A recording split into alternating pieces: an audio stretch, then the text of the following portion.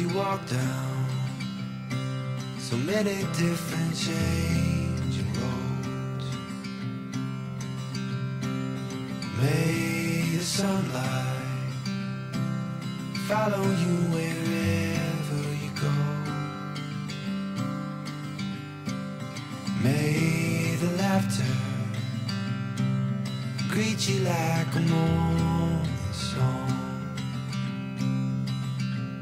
And where you lay your head, may it feel like home. In the highs and in the lows, moving fast or moving slow, may your rooms be filled with light, and may peace be by your side.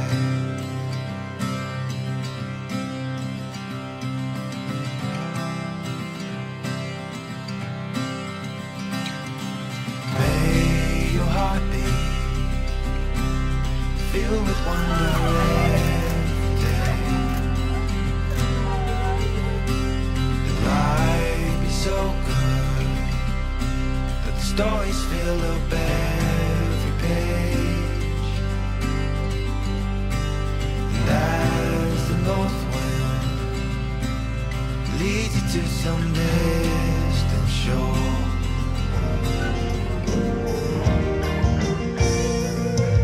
when the miles are too high for count, when the hills too steep to climb, when the world outside and make sense, the truth is lost to find, when the lines are blur up for sin, and the wrongs are wrong to hide, when they're hanging out the truth, and my troubles too weak to find. His song, sweet song, singing to my soul. Incansável, paciente no céu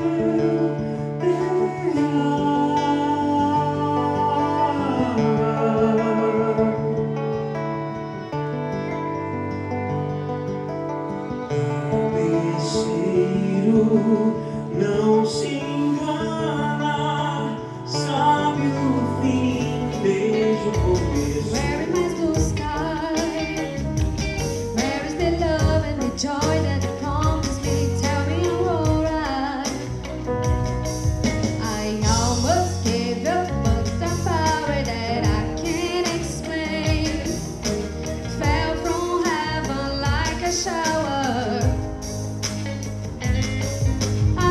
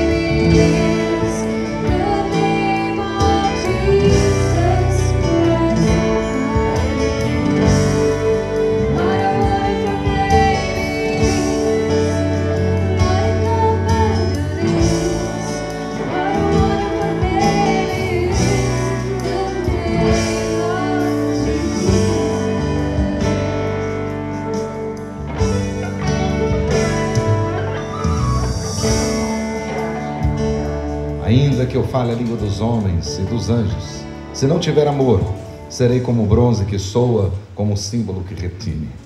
Ainda que eu tenha o dom de profetizar e conheça todos os mistérios e toda a ciência, ainda que eu tenha tamanha fé, a ponto de transportar montes, se não tiver amor, nada serei. E ainda que eu distribua todos os meus bens entre os pobres, e ainda que eu entregue o meu próprio corpo para ser queimado, se não tiver amor, nada disso me aproveitará. O amor é paciente, é benigno, o amor não arde em ciúmes, não se ufana, nem se ensoberbece, não se conduz inconvenientemente, não procura os seus interesses, não se exaspera nem se ressente do mal, não se alegra com a injustiça, mas regozija-se com a verdade. O amor verdadeiro tudo sofre, tudo crê, tudo espera, tudo suporta.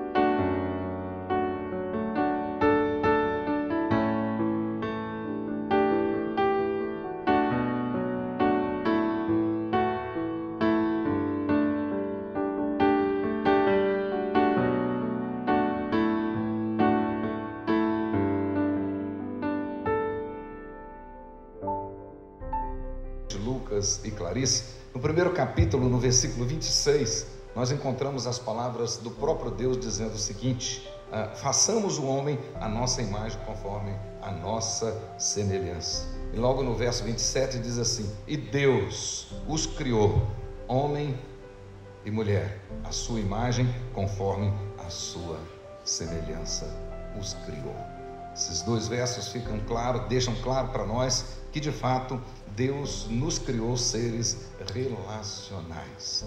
Bem claro, Deus disse: façamos um homem à nossa imagem, conforme a nossa semelhança. E aqui nós podemos ver Deus apontando objetivamente para o propósito essencial da aliança.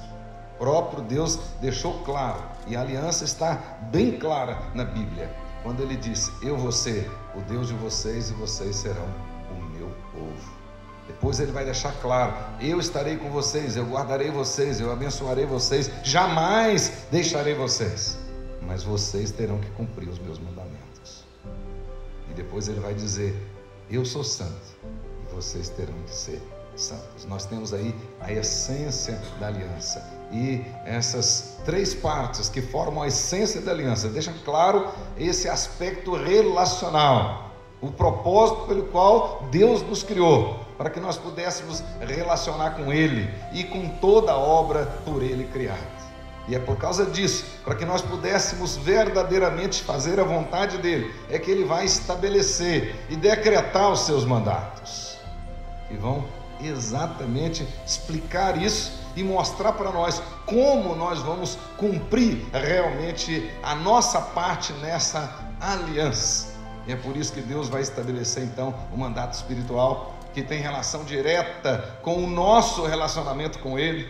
E portanto o grande problema da humanidade hoje, na verdade, é esse relacionamento com o Criador interrompido por causa do pecado. Mas uma vez lavados no sangue de Jesus, alcançados por essa graça, esse caminho agora ele novamente é reconstruído, restaurado, e nós podemos agora, pelo novo e vivo caminho aberto por Jesus Cristo, chegar ao trono da graça, o texto diz em Hebreus, confiadamente diante do trono da graça. E é esse relacionamento que Deus quer que tenhamos com Ele. Para isso Ele estabeleceu esse mandato espiritual e nós temos o compromisso de cumpri-lo.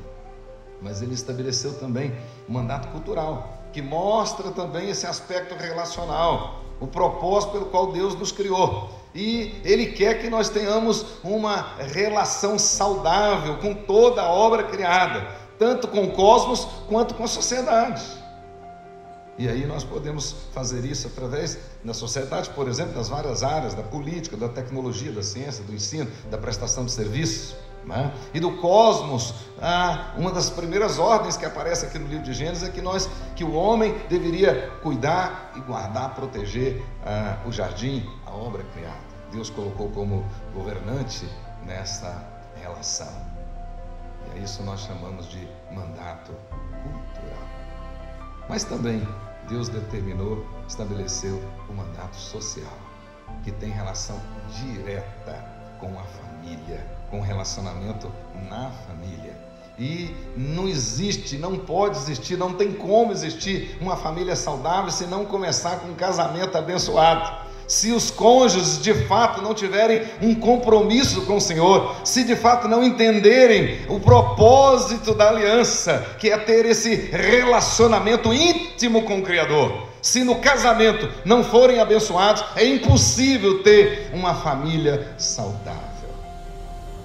Deus, o Criador, quando Ele nos criou seres relacionais, de fato, no plano eterno de Deus, a família é estratégica. Por isso que a família não foi invenção de homens. A família, de fato, é instituição divina. E é na família que esses relacionamentos, eles se desenvolvem e precisam se desenvolver de maneira saudável.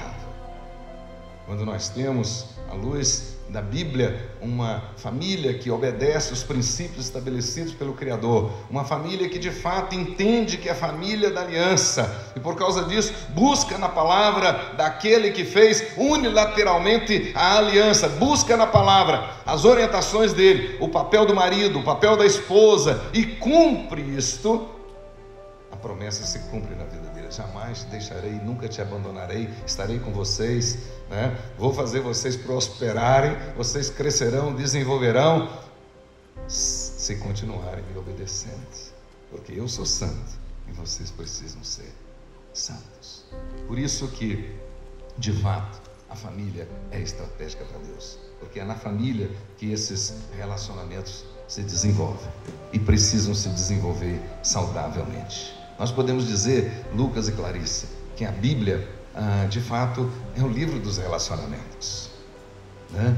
Porque Deus é relacional e através da Bíblia Ele se revela a nós e revela a sua vontade para conosco, aquilo que Ele requer de nós. Então Ele deixa claro que através da Bíblia nós podemos ter esse relacionamento com Ele.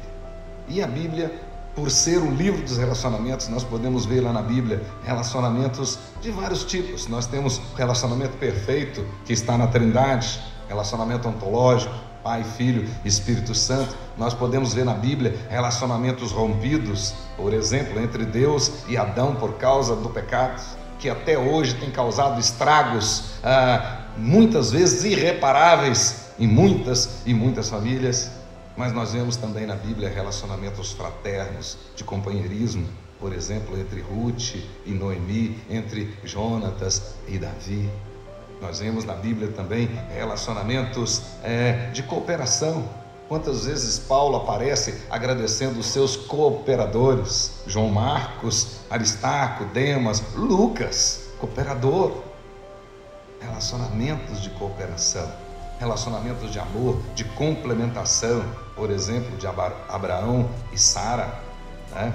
Grande exemplo. Mais tarde, Pedro vai inclusive citar o relacionamento de Sara com Abraão, nessa questão da submissão, do comportamento, do papel da esposa e do papel do marido.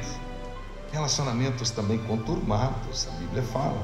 Muito interessante, e é por isso que a Bíblia é a palavra de Deus, e Deus nunca teve propósito de esconder nada.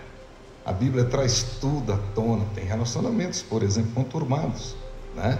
Família do próprio Jacó, a família do rei Davi, a família do profeta Eli, e até do próprio Samuel. Quantos relacionamentos conturbados nós podemos presenciar, ler, observar na Bíblia. Também nós temos relacionamentos infiéis nas Escrituras. relacionamento entre Acabe e Jezabel, relacionamento entre Gomer e Oséias, né? E Deus se apresenta nesses relacionamentos de maneira muito clara, dizendo que não vai ter por inocente o culpado, de jeito nenhum. A Bíblia mostra isso. Mostra também relacionamentos de hostilidades, Caim e Abel, os irmãos, os outros filhos de Jacó com José, relacionamentos extremamente hostis, relacionamentos estremecidos entre, por exemplo, Abraão e Ló, entre o apóstolo Paulo e Barnabé. E a Bíblia fala disso também. Mas a Bíblia fala, por exemplo, de relacionamentos restaurados. Nesse caso que eu acabei de citar, agora o apóstolo Paulo mandando chamar João Marcos, porque João Marcos lhe era útil e restaura aquela amizade. É bem provável que João Marcos tenha sido o que escreveu as últimas cartas do apóstolo Paulo, o seu companheiro fiel. Que bênção, que bênção. A Bíblia de fato tem tudo para nós e tudo que nós precisamos. Por isso que ela é a palavra de Deus, inerrante, infalível, suficiente, eficaz para tudo aquilo que nós precisamos. Então, meu querido Lucas, minha querida Clarice, hoje vocês estão assumindo esse compromisso e de fato começando a edificar uma família aliançada com o Senhor, assim como a família do nosso pai Abraão, a família da aliança. Nós participamos da família da aliança, e a família da aliança, à luz da Bíblia, é uma família abençoada e uma família abençoadora. Nós fomos alvos da graça de Deus e ao mesmo tempo transformados em testemunhas da graça de Deus. Isso começa na família. A família é a primeira igreja, a família é a primeira escola, com certeza. E se nós temos dificuldades e problemas na igreja, porque a primeira igreja está deixando a desejar. E se nós temos dificuldades e problemas na escola, é porque a primeira escola está deixando a desejar.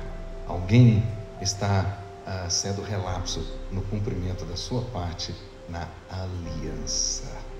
Na aliança. Vocês estão firmando uma aliança com o Senhor, compromisso com o Senhor.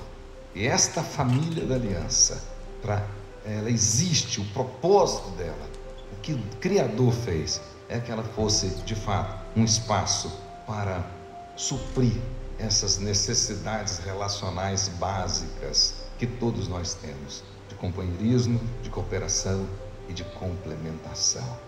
É lá, no casamento, e somente no casamento, que existe espaço para que estas necessidades sejam supridas. Entretanto, por ser estratégico desta forma, a família exige compromissos muito sérios. Por exemplo, essa família tem que ser edificada sobre a verdade. A verdade. E Deus não abre mão da verdade, ao ponto de dizer que o diabo é mentiroso e pai da mentira.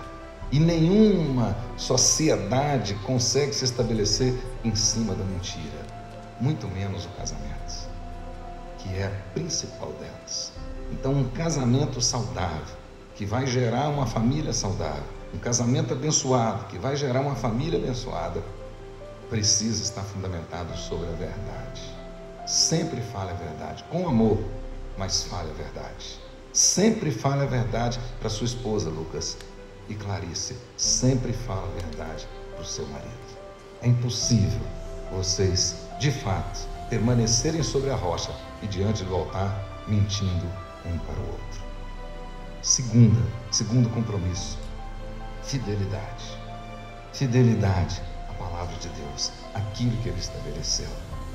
É isso que Ele requer de nós. Vocês agora estão firmando esta aliança. E o que se requer dos aliançados, dos dispenseiros, é que cada um seja encontrado fiel.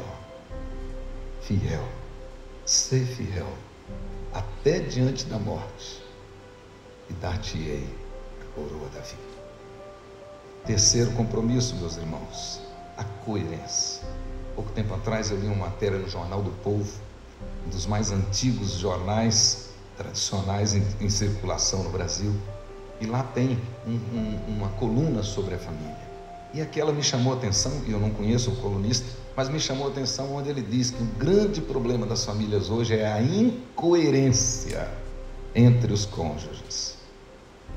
E de fato, não sei se ele tirou isso da Bíblia, mas deveria ter tirado, porque a Bíblia diz que precisa haver coerência na vida do crente. O sim do crente tem que ser sim, o não do crente tem que ser não. A maneira como você fala, você precisa proceder. É isso que Tiago nos ensina. E hoje, em muitas famílias, temos observado muita incoerência. Nós temos hoje um problema seríssimo, e isso tem corroído, tem carcomido a saúde de muitas famílias. Muitos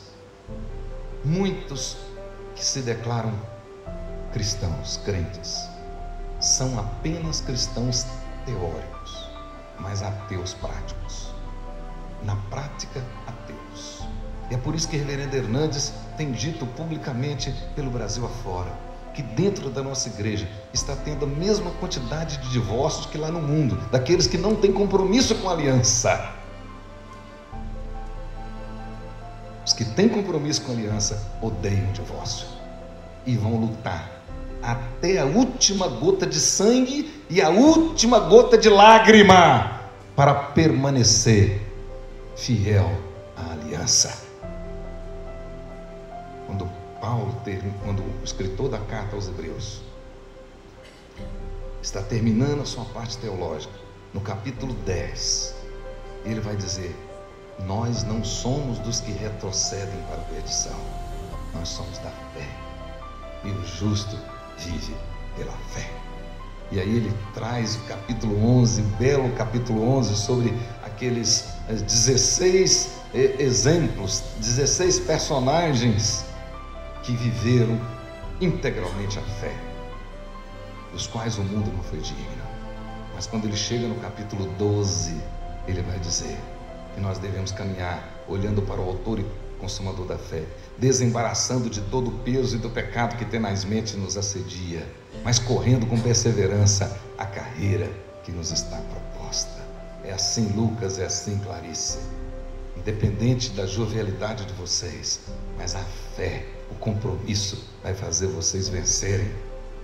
E aí sim, esse é o casamento que vai vencer 5 anos, 10 anos, 15 anos, 20, 30, 50, quantos anos Deus for servido conceder a vocês, porque só a morte poderá separá-los. No mandato social está implícito que o casamento é indissolúvel. No mandato social está implícito que o casamento é heterossexual. No mandato social está implícito que o casamento é monogâmico. Portanto, precisamos ser coerentes. Coerência em tudo. Você precisa pregar o que vive e viver o que prega. Isso vai ser a grande bênção na vida de vocês. E para encerrar, é necessário haver santidade. Grande Salomão, grande escritor das Escrituras também, mas escreveu apenas um salmo que aparece aqui no nosso saltério, Salmo 127. Depois de observar todas as coisas e escrever o livro de Eclesiastes, e o livro de Eclesiastes é uma tese de doutorado sobre relacionamentos, porque o propósito dele era descobrir como o homem se relacionava, como ele tratava a questão da alegria, do choro, né, do luto, do plantar, do colher, a paciência, tudinho. E ele vai deixar claro lá que é melhor serem 2 do que 1. Porque se um cair, o outro ajuda a levantar. Ele não sai correndo. Os dias maus virão, mas ele não corre. Ele está lá, firme. E Salomão escreveu apenas um salmo, registrado aqui na Bíblia. E ele diz lá: se o Senhor não edificar a casa, em vão trabalham os que a edificam. Se o Senhor não edificar a casa, em vão trabalham os que a edificam. O terceiro aspecto da aliança é: eu sou santo e vocês serão santos. Então, essa é a nossa oração.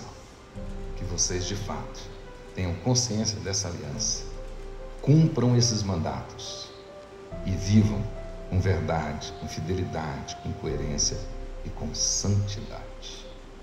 E certamente a família de vocês será abençoada e será abençoadora. Receberão a graça e multiplicarão essa graça. Que Deus os abençoe grandemente. Falei da aliança. E o que você trouxe para selar esse momento? Tudo há de passar e toda profecia, os dons, as línguas e tudo mais que existir. Porém, como aquele que foi, hoje é e para sempre há de ser. O amor é a essência de Deus e para sempre também vai viver. Bondade sem rancor, fiel e consciente, humilde sofredor, espera tão somente, justo e verdadeiro, tudo suporta e tudo crê. Tão puro e perfeito é o amor, não busca interesse ou favor, mistério, expressão, vida e luz do Senhor. Clarice de Menezes, Meira Carvalho. Nos conhecemos em uma tarde no dia 5 de outubro de 2019. Era uma eleição organizada pelo Sínodo, a fim de eleger a diretoria que representaria o trabalho com os adolescentes presbiterianos pelo Estado. Após a votação, no culto de posse, por coincidência, ou melhor dizendo, por providência de Deus, você se sentou ao meu lado e abriu a sua Bíblia toda marcada, com as anotações em todos os espaços disponíveis. Naquele momento pensei: achei uma serva de Deus. Com o passar do tempo, minha primeira impressão se confirmou, e posso repetir com gratidão as palavras de Provérbios 18:22. O que acha uma esposa, acha o bem e alcançou a benevolência do Senhor. Namoramos quase um ano presencialmente, um período importante onde estabelecemos a relação, desenvolvemos nossa amizade e companheirismo.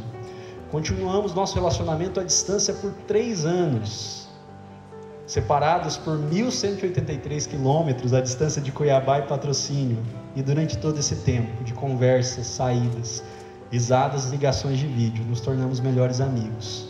E pela graça de Deus, temos um no outro uma doce fonte de perseverança.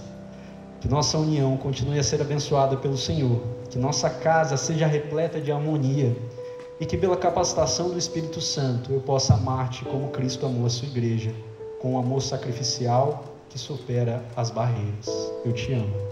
Eu, Lucas, aceito você, Clarice, como legítima esposa e prometo amar-te e respeitar-te na alegria e na tristeza, na saúde e na doença, na riqueza e na pobreza, por todos os dias da minha vida, até que a morte nos separe.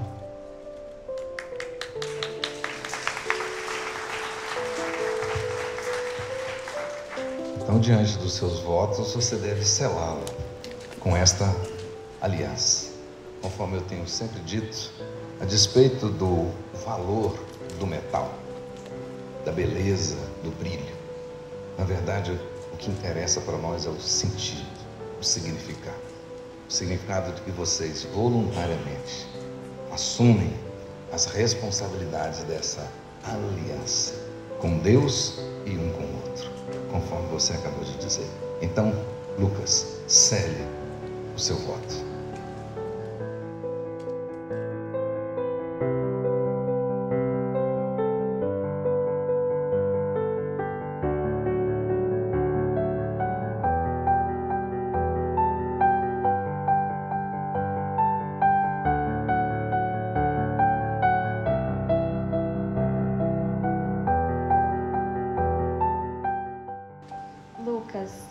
Você sabe que o matrimônio sempre foi um grande sonho meu. Eu só nunca imaginei que encontraria meu companheiro, marido e amor tão cedo como eu te encontrei. Mas quando você apareceu e me cativou, eu comecei a atestar que Deus realmente faz muito além do que imaginamos ou pedimos, muito além do que poderíamos merecer. Eu olho para você hoje e consigo enxergar a boa mão do nosso Deus nos conduzindo em cada passo do caminho que trilhamos. Só o fato de estarmos aqui nesse lindo dia, cercado de pessoas amadas, depois de termos passado longos e demorados dias de namoro e noivado à distância, é mais uma prova da bondade e da misericórdia do Senhor que certamente nos segue. Andando ao seu lado, posso ver de perto que você é paciente, humilde e bondoso. E sei que nada disso é por sua própria causa, mas por causa da obra que Cristo começou e vai concluir na sua vida. Eu me caso hoje tendo a alegria e a confiança de que você se esforçará para ser um homem que me ama como Cristo amou a igreja e que pastoreia humildemente a nossa família. Obrigada por caminhar comigo pelos últimos 3 anos, apesar da estrada não ter sido perfeita. Obrigada por me ensinar, me confrontar e me ouvir. Você tem sido meu melhor amigo. Desculpa, meninos. E a vida é mais leve e mais bela ao seu lado. Obrigada por me tratar com amor desde o primeiro momento e por nunca falhar em me mostrar graça e compaixão. Me sinto em casa com você e assim tem sido desde o começo. Eu mal posso esperar por tudo aquilo que está à nossa frente. Eu entendo que para alguns o casamento é o fim da aventura, mas eu discordo. Fico feliz em saber que a nossa grande aventura está só começando. Eu já te amo muito e quero continuar aprendendo a te amar cada dia. Estou terminando já. Lucas, eu prometo estar com você fielmente em cada etapa da jornada, até que sejamos recolhidos ao nosso lar eterno. Prometo minha companhia mesmo nas horas mais escuras da vida. Prometo me alegrar e também chorar com você. Prometo orar e exortar a você quando isso for necessário. Prometo te tratar com graça e compaixão. E prometo fazer da nossa casa um lugar para onde nós dois tenhamos prazer em voltar.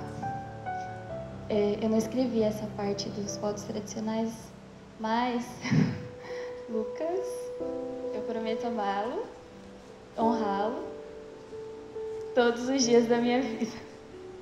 Amém. É isso aí.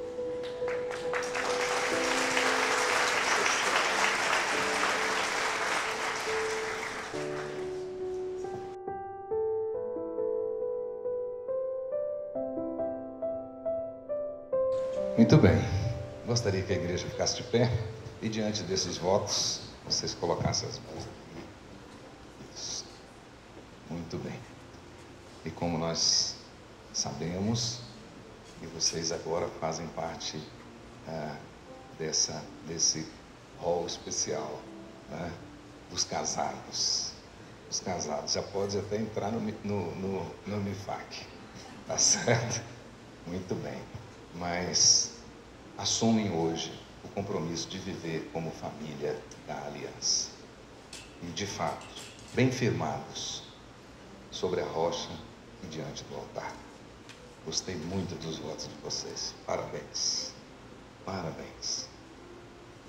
Senhor Deus, Pai querido, em nome de Jesus, confirma nos altos céus as obras de nossas mãos.